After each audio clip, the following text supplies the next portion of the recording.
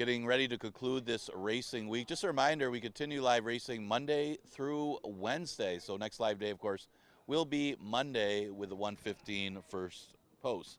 Go back to the 7th race trivia. Horse was able to be the pressing speed in there, and she's able to get 6 furlongs as Flattery's Music is unable to get that distance, and trivia able to come out ahead. Emmanuel Di Diego for trainer Deborah Breed. Last race, we scratched the 1A, No Lime.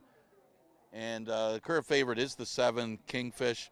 He is one that always makes a run, just doesn't always quite get there. And that's been the issue. He had no excuse last time. He broke his usual slow. He's always a little sluggish at the start. He's a big, good-looking horse. And look for him to be rallying late. But he'll make it interesting. He'll have a lot to do. But he'll give you a thrill one way or the other. But he's at 3 to 5. Another horse that usually comes from out of it, wouldn't be as far out of it as Mandatory Payout if he breaks well himself. He's had an issue lately of getting out of the gate slow, and that's a big thing for him this year, as he was always competitive last year. And the last race was better than it looks because it was in the slop going 3/4, and he gave away a lot of lengths at the start and still lost by less than double digits in that race going 3/4. So he did make up some ground. Wasn't as lucky the race before. He just kind of ran evenly after the poor break. So the gamble for Mandatory Payout is more the beginning of the race, and that's why he's a big price. He's at odds of 13 to 1. But if he breaks better, you got to think that he's going to be there. The 8 Easy Shot ran for 5 last time. He also, it's been a trend this race, is a lot of them getting off slow, and that was 6 furlongs for Easy Shots. So he stretches back out. Last time he went long. Despite a bad break, he still ran second ahead of Kingfish that day, who's the 3 to 5 favorite. So he's a strong player in here as well. I mentioned Kingfish.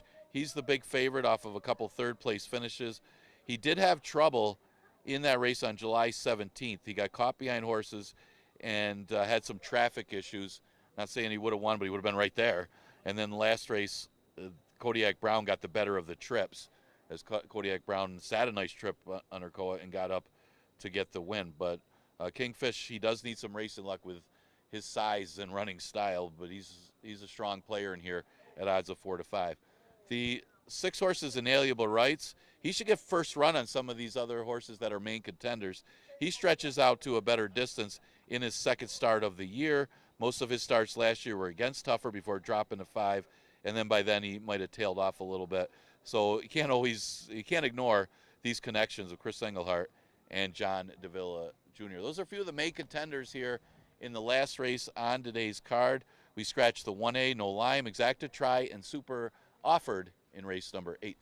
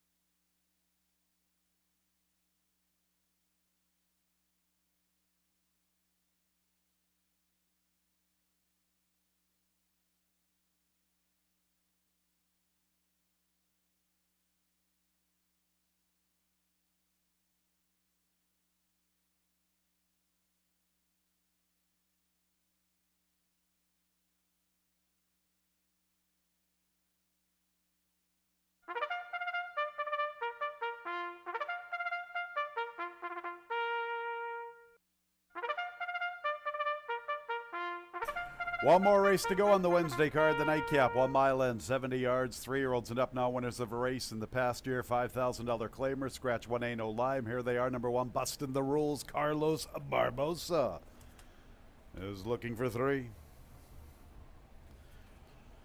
1 Ain't No Lime. Scratch 2, Dreamer's Boy at Jackie Davis. 3 is Sneeds, Michael Davila Jr. 4, Marble Moon, Rafael Rohina Jr. 5 is Mandatory Payout with Joel Cruz. 6, Inalienable Rights, John Davila Jr. 7 is Kingfish. He's the favorite. Kay Bracoa and John Grabowski looking for doubles. Got there earlier in the day with Regal Rebel. 8 is Easy Shot. Arelu Gutierrez and Caitlin Gooderson looking for doubles. They got there earlier in the day with We Don't Believe Her. 8 in the nightcap. About 4 minutes until post time. One more race to go on the work week, our final wagering opportunity on the Wednesday program. Should be noted that not all combinations are covered in our late pick 4. The actual winning combination may result in a 3 of 4 condition. Should be noted that we have a pick 6 carryover again. Nobody hit the pick 6 this afternoon. Nobody is alive to hit the pick 6. So we will have a carryover into the Monday card, a 2-day carryover of $4,078.66. Boy, that's not easy to say, huh? $4,078.66. So a nice 2-day carryover. And concerning our pick 5, 2, 3, 4, and 5 are the 4 horses uncovered. And that would trigger a $7,000 plus pick 5 carryover. With all that said, let's get to the analysis. Kingfish. He's my top pick. It's been a while since he's rock and rolled. Hasn't been in the winner's circle in quite some time. He's now racing for $5,000. Ran well on the 17th of July. Broke slowly but made up a ton of ground. Fast closing third. One of his rivals, Easy Shot, just in front of him. Last time, somewhat of a flat third. He kind of broke a little slowly. Found himself a little wide turning into the lane, and then he hung in the final stages according to the comment line. This is his 4th start of the season. I remember back in 2021 he ran some pretty decent races. Let's go with Kingfish, although the price isn't very enticing at even money. After that, I looked at the 8 Easy Shot and the 5 a Mandatory Payout and the 3 Sneeds. 8 Easy Shot. I'm still not sure if he's a better sprinter than a 2-turn horse. I remember him once upon a time. He used to pack a big punch in those 1-turn sprints. But he's getting a little up there now. He's 7 years of age. He only got to the races 7 times last year. A good second English Laughter on the 17th of July. Didn't take to the sealed sloppy racetrack thereafter. Now back 2 turns with Raylu aboard. We'll have to overcome a wide trip. 5 Mandatory Payout. This could be the sneaky one on the board at 7-1. The race 3 back stamps him as a contender. That was his first start of the season, and he ran a pretty good race, and he was a short price. In fact, if you look at his odds in his last 3 races, 2 of those 3 races he was sent off as the favorite. He's taking the blinkers off this afternoon. Never been big on winning, but I wonder how many of those races in his career have been with the blinkers on. So the blinkers are off. A good promising race 3 races ago, and you're getting 7-1. 3 Sneeds hasn't run much of late. Boy, it's been a long time since Sneeds made some noise. This horse used to run some pretty good races against much better allowance type competition. It's been tough sledding for him of late. One of these days he'll wake up, and I guess when he does wake up, he's going to pay a big price. Maybe it's today at 30-1. 7-8-5-3 in the nightcap. Simulcast wagering tomorrow, Friday, Saturday, and Sunday. Saturday's the big day from Saratoga with the Travers. We're going to open up our racing gates real early at 11 a.m. First post from Saratoga on Saturday is 11:40.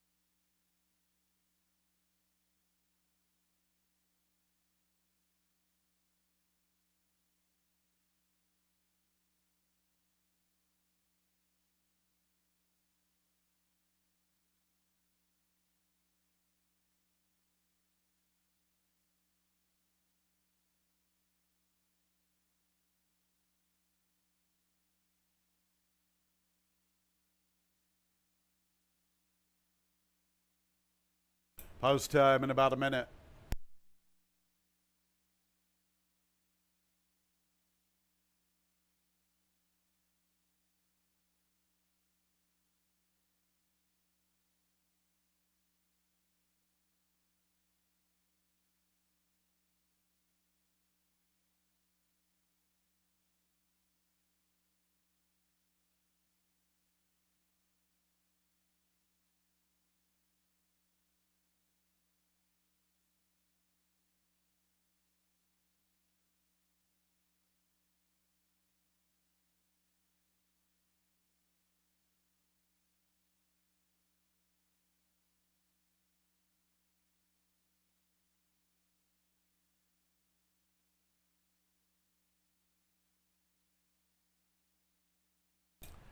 It's post time for the Wednesday night cap. Kingfish is the big favorite. Field of 8 arriving at the gate.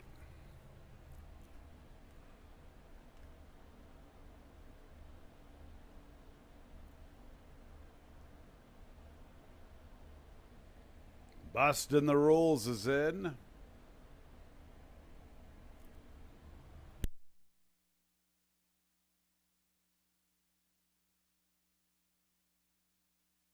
Here comes Dreamer's Boy. Next will be Sneeds. Marble Moon. A mandatory payout.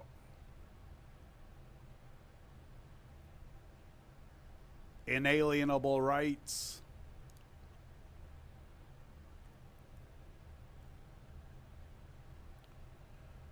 And the top two in the wagering, the favorite Kingfish and the second choice Easy Shot.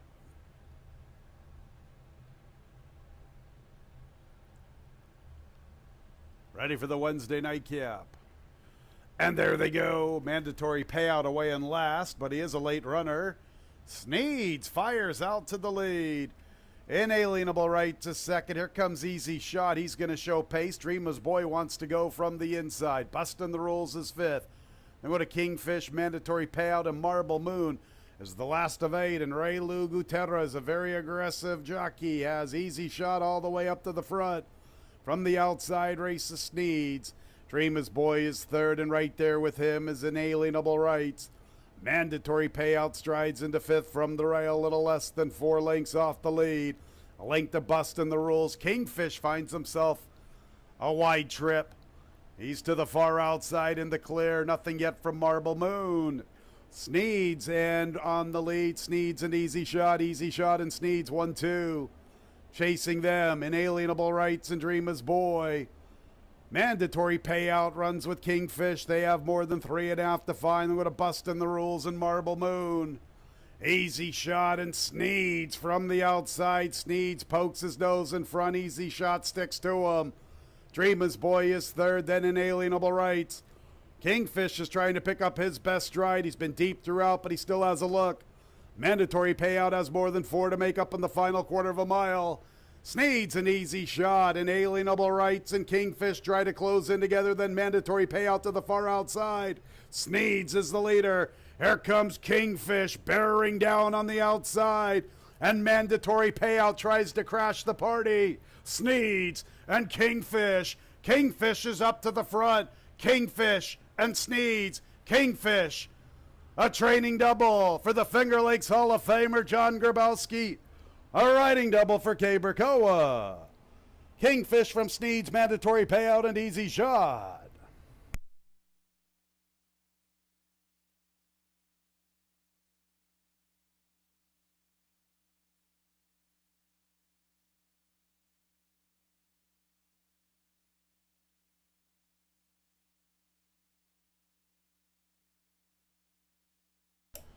Nice way to conclude the work week. Kingfish and Sneeds, 146 and 89/100ths, the final running time.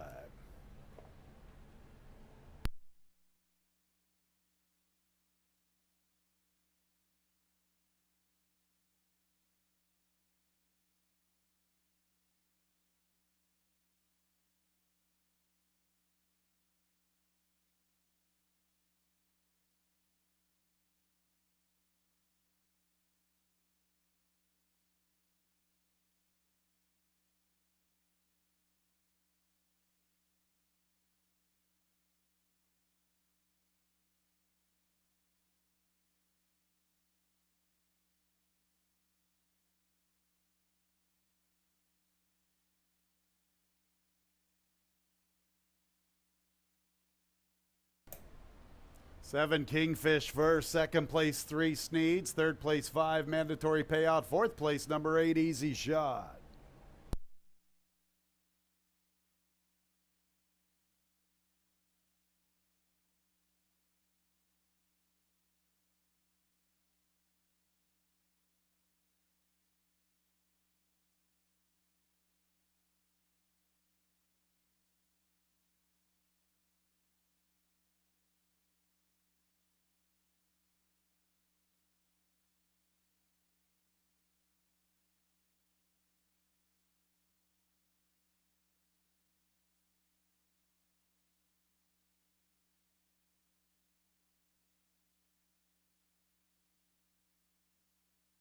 Kingfish enters the winner's circle. It's his 6th career victory. Going to push him over $110,000 in earnings. A 7-year-old, a big gelding by Curlin out of the Langfear mare. Bourbon Street Girl, owned and trained by the Finger Lakes Hall of Famer John Grabowski. A trading double for John, a riding double for the king of the clock, Kaberkoa. Winner was bred in New York by Twin Farms LLC along with Thomas Mina and others.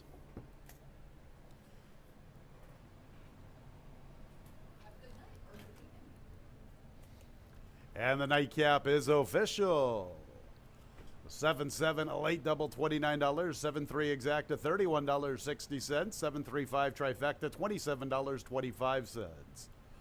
10-cent super, 7-3-5-8, $23.70. 8-7-7, late pick 3, $135.50. 6 with 8 with 7 with 7, our late pick 4, a nice payoff, $706.50. Here's the big payer, the Wednesday pick 5, $1,751.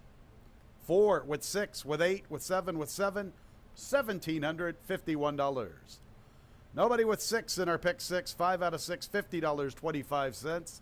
A 2-day carryover into the Monday card, $4,078.66. And don't forget, fans, we do have free programs online. Monday's card should be up about 5:30 or 6 o'clock. FingerLakesGaming.com. Click on the racing tab and scroll on down to free digital program. Lots of time to study and get a nice ticket assembled for the 2-day Pick 6 carryover on Monday. Better than $4,000. Simulcast wagering Thursday, Friday, Saturday, and Sunday. Saturday's the big day with the Travers from Saratoga. Our racing gates open up at 11 a.m. Saratoga's first post, 11:40. Sure hope you had a great Wednesday. When leaving the track, please drive very carefully. This has been Racing from Finger Lakes Gaming and Racetrack. Good night, everyone.